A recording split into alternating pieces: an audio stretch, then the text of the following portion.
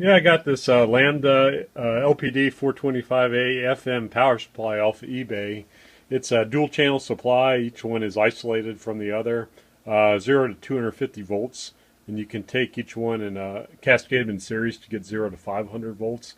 And the guy, he did a nice job of cleaning it up, and he tested it, and both channels test out fine. But the problem is that when you take and you can see the channels, each channel is isolated from ground. If you take and tie one of these to ground, which you should be able to do, it works fine on channel 1, but when you go to do it on channel 2, it overcurrents. You'll get a massive current that blows the fuse inside. So I'm going to try to find out what's wrong with this thing. If you were to put your meter right across the positive and negative terminals, you can get a nice calibrated, looks very good output on the potentiometer from 0 to 250 volts.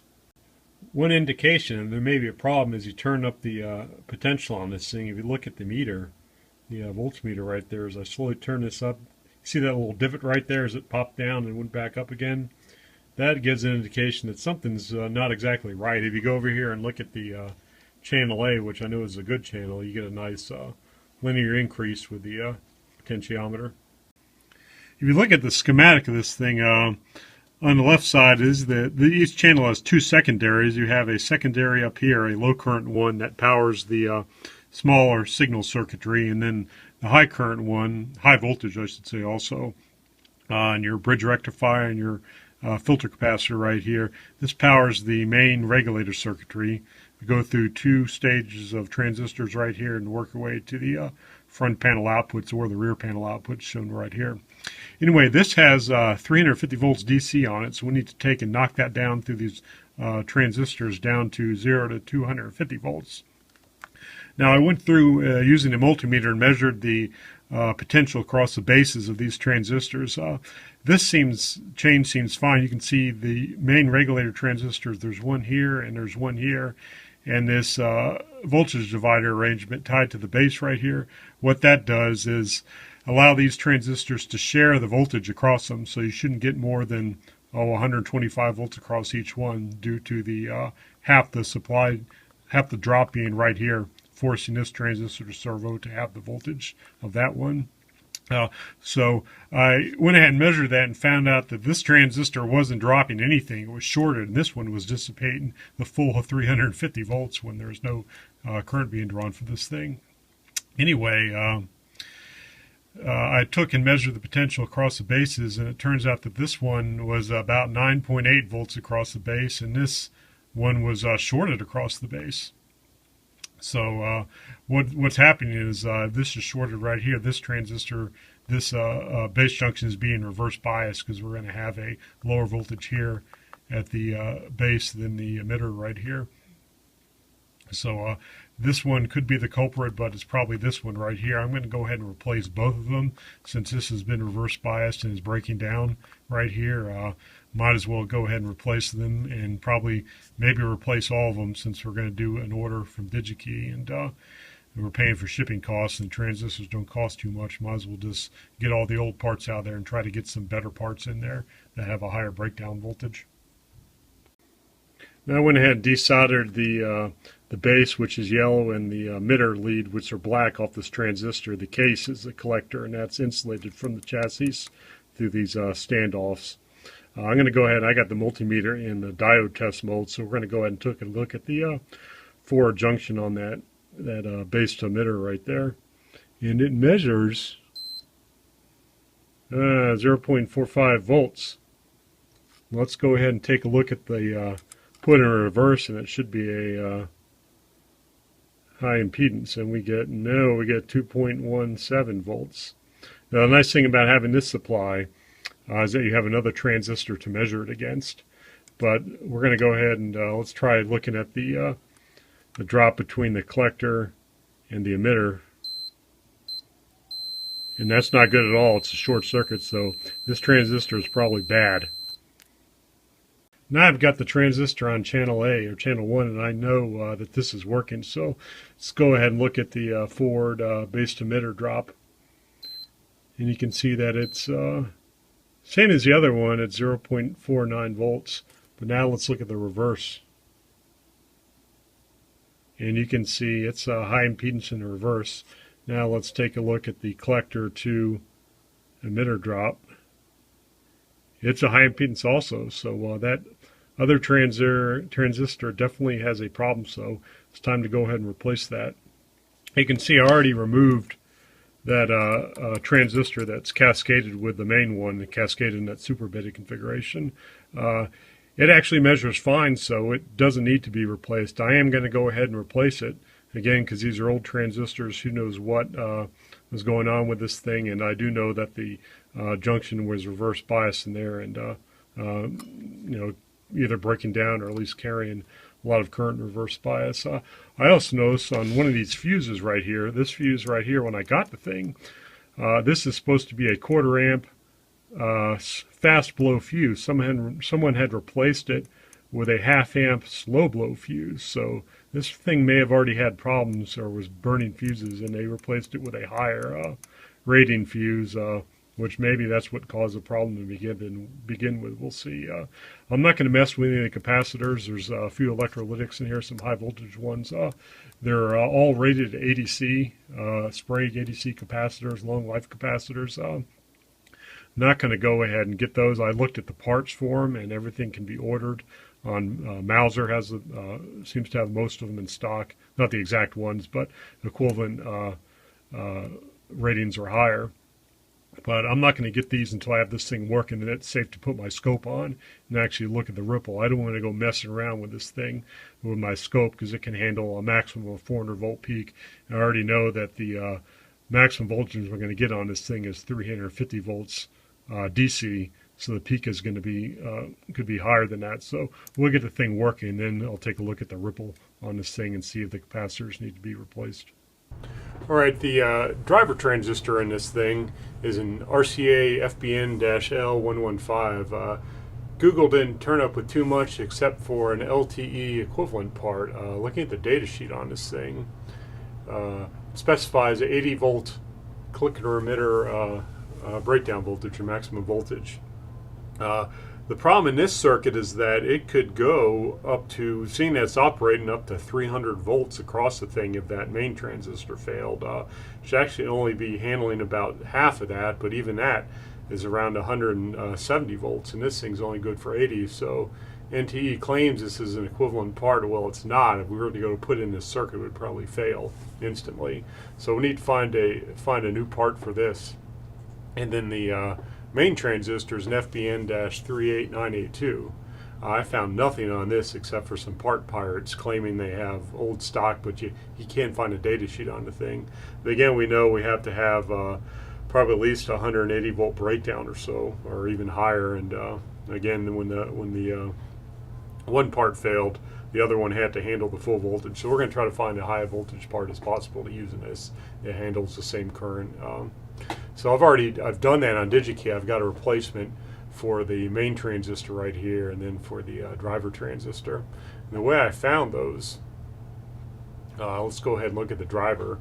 You can see it's a TO39 package. I still don't understand the difference between this package/case and supplier device package, but we're to find a equivalent part on DigiKey without having to look at data sheets. I like to go to the, of course, go to their main website. And then we're just going to search for BJT and use their wonderful search tool here. So search for single BJT, and then the first thing we want to do is narrow it down by the package. You're going to go all the way to the supplier device package and pick TO39.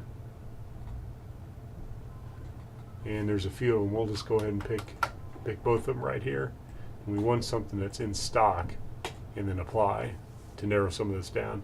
Now we know it's got to be an NPN, and let's see what kind of breakdown. We have a 300 volt part. Let's go ahead and pick that and see what's available. And it brings it down to exactly one part. Look at the specs on this thing. Yeah, it's got the 300 volt collector emitter voltage. Transition frequency, 160 megahertz. That is plenty high enough. We're not doing any probably fast transients in this thing, so that's definitely fine. And 150 milliamps collector current, that's plenty too, because this is just driving it in the super beta configuration, so it's hardly any current at all going to be driving through that thing. Now, For the final transistor, I actually already ordered these parts last week after I was making this video, and during that time the stock on these things went to 0, so you can't use the search tool. It's not going to come up with anything. It'll come up with a $400 mil-spec part, but you essentially do the same thing. We're looking for a TO3 package, supplier package, and trying to find one with the highest breakdown, and they had one that had 350 and 400. 350 will show up now if you try searching for it, but since they don't have stock in this part, but this is 400. Here, 8 amps, that's definitely plenty enough. 28 megahertz, again, plenty. And beta on these things isn't very important. You know, they're probably going to have betas of about 30 or higher, maybe 30 to 100, but that's not important because the low voltage circuitry is setting the point on here, the servo point to regulate it. So we're not going to worry about that. So I'm going to go ahead and order these parts and see how they work. And I'm also going to get some of these thermo pads right here. They are little insulator pads, TO3 size. The transistors originally in this thing came with mica pads, which can get frail and brittle over the years, and you have to use heatsink compound with them. I'm going to go ahead and get these new ones, which you don't need heatsink compound. Then I'm going to get some fuses right here, and I'm actually going to go ahead and get some heatsink compound too, because I noticed while I was out. So I went ahead and ordered these parts, and we're going to see how they work. Anyway, here I'm replacing the transistors. This is the old one, TO3 packages. You notice the old insulation, mica insulation on this thing. It's already separated. It gets very brittle, and this one's getting ready to crack. It's already cracked. It's got heatsink compound all over it. This is a new one. It's a 3M thermal material, and it's already pre-cut, obviously. You just got to remember to remove the protective covers before you install it. It's on both sides, and it just fits right onto there. And clean the heatsink off of the old area on the plate, so you can get a nice, clean, smooth surface. All right, I've got this thing put back together. I replaced the 4 main transistors and the 2 driver transistors, and now I've got the negative terminal on this thing tied to ground, and it seems to be working fine. It's not shorting out anymore and overcurrenting. Now if I look at the collectors of both driver transistors, which are supposed to be sharing the voltage, see on this one I get 180 volts. And this one I get 360 volts, so it seems to be working now. We're not having one transistor carry that full potential.